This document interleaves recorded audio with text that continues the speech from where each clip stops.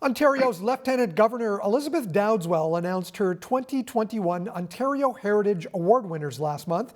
Our next guest is Bill Thomson. He's one of 22 individuals and groups to be honored. Congratulations, Bill, on this recognition. Thank you very much. I was very pleased to receive it. Bill, you were honored because of your current involvement with the Nellis Heritage Museum, but you've been involved in a number of different initiatives that are related to that over the years. That's true. I've been involved. Well, this award really is for those in lifetime achievement, is for those who've had over 25 years of experience with history and as a volunteer. And I spent 30 years on the board of directors of the Board of Management for the Grimsby Museum, which is a public town-owned museum. And I was a member for over 30 years of the Halton County Radial Railway Museum, which is a museum dedicated to preserving streetcars. Where did this love of heritage things come from? You were a chartered accountant in your working career, really not involved in heritage in your working career. So where did this come from that you threw yourself into these kinds of initiatives?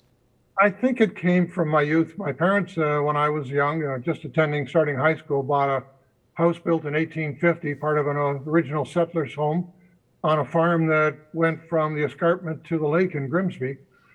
The home was just the home. It was part of the land.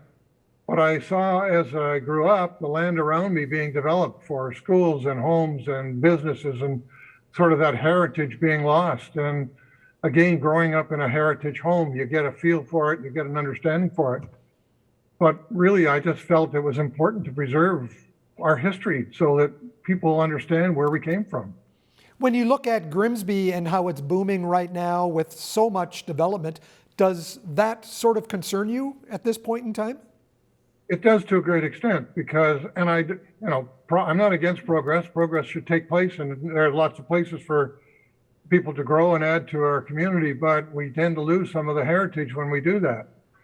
We were fortunate with Nellis Manor. It was built in 1788. It was built by a UEL loyalist, and a family restored it and donated it as a museum 5 years ago. And it was the board, I sit on that board, and it was that board that nominated me for this award. What was the importance of the Nellis family to the Grimsby area? Well, Robert Nellis and his family were involved in the area right from the beginning. They were one of the very first families in the Grimsby area, known originally as the 40. Robert Nellis built this home in 1788, but he served as a magistrate, justice of the peace. He was elected twice to the Legislative Assembly of Upper Canada, and he was a colonel in the militia and fought during the War of 1812. And the land on which he owned in Grimsby was the site of a battle. There was a Battle of the 40, which really was a major battle in the War of 1812 that almost nobody knows about.